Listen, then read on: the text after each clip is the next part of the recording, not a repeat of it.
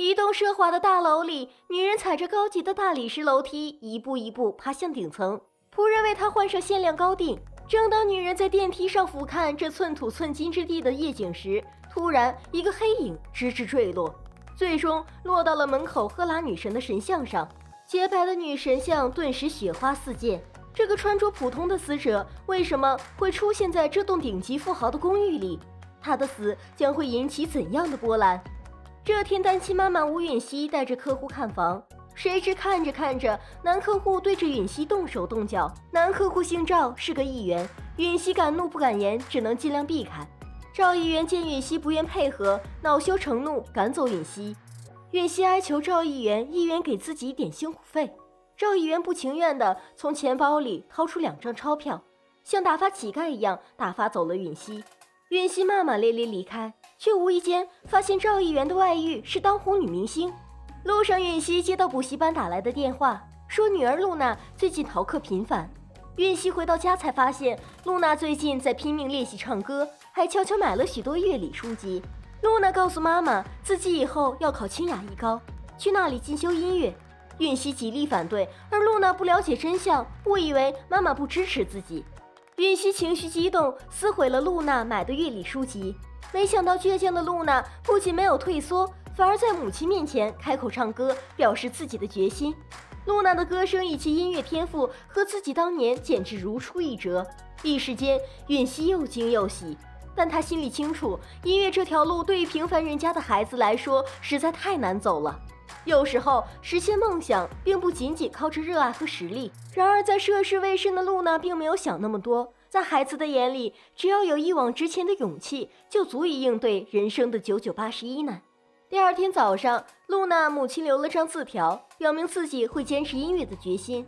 允熙无可奈何，只能感叹孩子大了，有自己的想法。这时，电视里播放的赫拉宫广告引起了允熙的注意。一流的设施环境，100层的摩天大楼，内部金碧辉煌，雕梁画栋。这里是韩国1%的富人才有资格居住的地方。允熙看着气派的赫拉宫，羡慕不已。如果哪天能住进这样的房子里，也算不枉此生了。赫拉宫内，一个气质冷艳的女人走了进来，周围的人一看到女人，纷纷毕恭毕敬的行礼。她就是清雅财团的大小姐千瑞珍，也是韩国著名的女高音。许多学音乐的学子做梦都想拜倒在千瑞珍的门下，然而目下无尘的千瑞珍只愿收赫拉宫有钱人家的孩子，教起学生来也是极其严苛毒舌。练习室里，李明赫只是有一个音没有唱准，千瑞珍就开始指责他，直言他这样的水准根本无法进入清雅艺高。一旁的明赫妈妈见儿子被训斥得像双打茄子一般，内心心疼不已，但表面上还要给千瑞珍赔笑脸。千瑞珍依然冷冰冰地端着架子。为了讨好千瑞珍，明赫妈妈特意拜托人借来美丰艺术中心馆给清雅财团演奏会使用。没想到珍妮妈妈冷不丁出现，还提供给千瑞珍更好的场地。明赫妈妈面上挂不住，摆出一副看珍妮妈妈不顺眼的样子。两人言语之间你来我往，互不相让。千瑞珍出来打圆场，邀请他们俩晚上来家里聚会。席间，明赫妈妈和珍妮妈妈的奉承让瑞珍得意不已。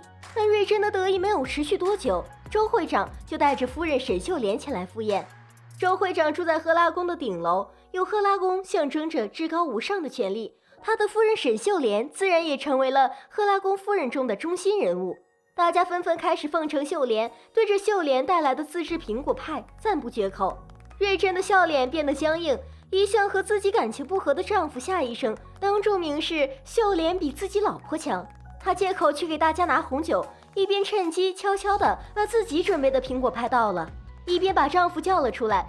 瑞珍指责夏医生在外人面前丝毫不给自己面子，而夏医生嘲讽瑞珍虚伪做作。看着丈夫瞧不上自己的样子，千瑞珍气得砸了一瓶红酒。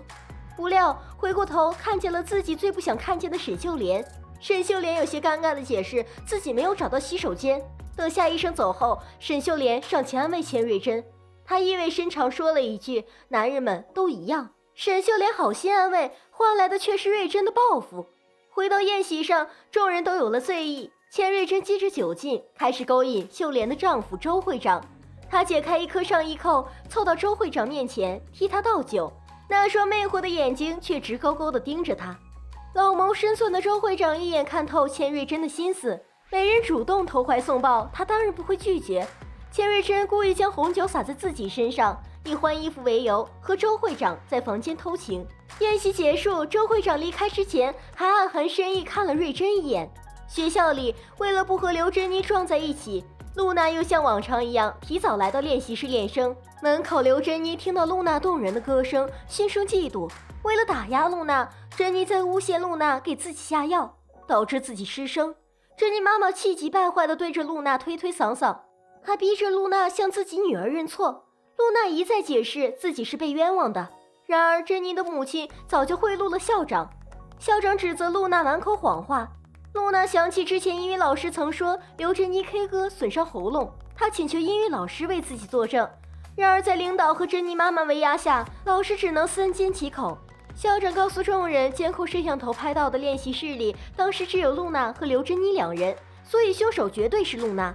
允熙护女心切，反驳校长，监控摄像头并没有拍到露娜给珍妮下药，就算要给人定罪，也要有确切证据。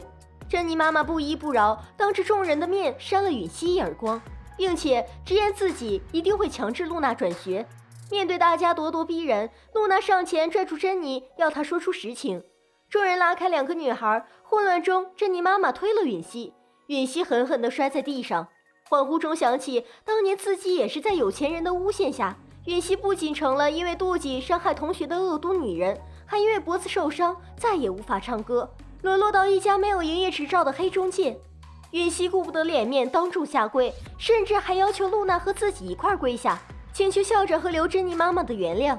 露娜愤愤不平，她跑出教室，向大家表面自己绝不会向恶势力低头。允熙担心露娜追了出去，珍妮妈妈还在他们身后叫嚣，自己绝不会放过允熙母女。允熙劝露娜放弃音乐，保全自己。露娜讨厌母亲这副懦弱的样子，还拿过世的父亲来刺激母亲。珍妮这边，珍妮妈妈早就明白自己女儿失声是假的，但是对于珍妮想做的事情，珍妮妈妈永远都会无条件支持，哪怕女儿想要对付无辜的同学，她也会配合女儿来收拾。珍妮妈妈叮嘱珍妮，珍妮威胁妈妈，这次进不了清雅艺高就自杀。母亲连忙打包票，珍妮一定会被清雅录取。而露娜母女与赫拉宫权力之间的博弈，随着争夺入学名额拉开了序幕。激烈的戏剧冲突围绕主人公们居住的赫拉宫顶级豪宅展开。